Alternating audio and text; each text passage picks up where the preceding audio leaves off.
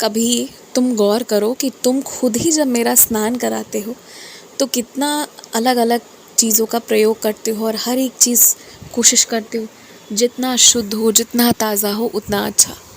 ध्यान करो, तुम अपने ही कर्म को ध्यान करो। पंचामृत से स्नान कराते हो, जाने कितने तरह तरह की चीज़ें मेरे लिए बेहतर से बेहतरीन लेकर आते हो। तो जब तुम मेरे साथ ऐसा करते हो, तो तुम्हारे घर पर जब तुमसे ज़िद की जाती है कि तुम उपटन लगा लो, तुम ये लगा लो, वो लगा लो, तो जो प्राकृतिक और सही चीज़ें हैं उसका उपयोग क्यों नहीं करते हो तुम? वैसे में कहाँ गलती हो जा रही है, कहाँ चूक रह जा रहा है? कहीं भी तो कोई दिक्कत नहीं है। माना करो ना थोड़ी बातों को, बात माननी चाहिए। जो मेरे साथ कर रहे हो तो वो चीज़ अगर तुम्हारे घर वाले खुद के तुम्हारे साथ भी करने को कह रहे हैं तो वो तो उचित ही है ना। देखो, सेवा करने से कभी किसी को नज़र नहीं लगता, सेवा करने से लग ही नहीं सकता, ये असंभव है। नज़र लगने जैसी कोई बात नहीं होती है। बात ये होती है ना कि जब कोई सेवा के दौरान मन में किसी को गलत सोच रहा हो, किसी को बहुत गलत बोल रहा हो, किसी के साथ गलत हो ये देखने की चाह रख रहा हो, तो उन कर्मों का असर पड़ता है।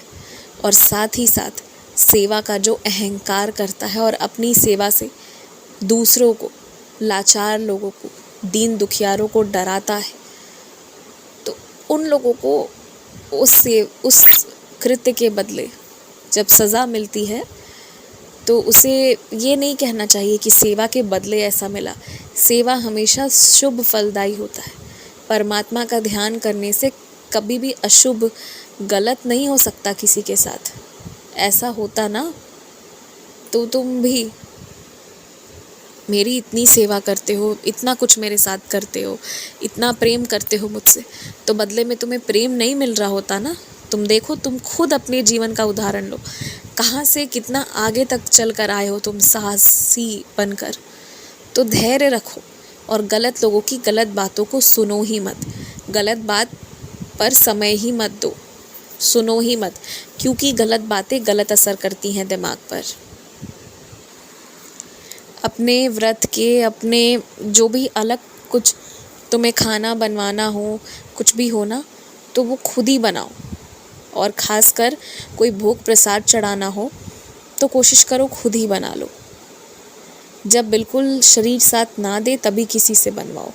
और अगर कोई चीज़ बाहर से आ रही है, तुम्हें नहीं पता उसे ग्रहण करना चाहिए या नहीं, वो सही है गलत है जो भी है, तुम उससे पहले मेरे पास रख दो थोड़ी देर, और फिर तुम्हें अपने आप अंतर्मन में मेरी आवाज़ गूंजती हुई आ जाएगी और मेरा जवाब समझ में आ जाएगा कि उसे ग्रहण करना है या नहीं। तो इसी तरह से तुम आगे अपने जीवन को लेकर चलो। खुश रहो, मुस्कुराते रहो।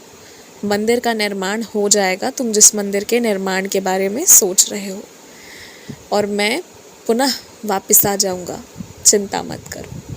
खुश रहो।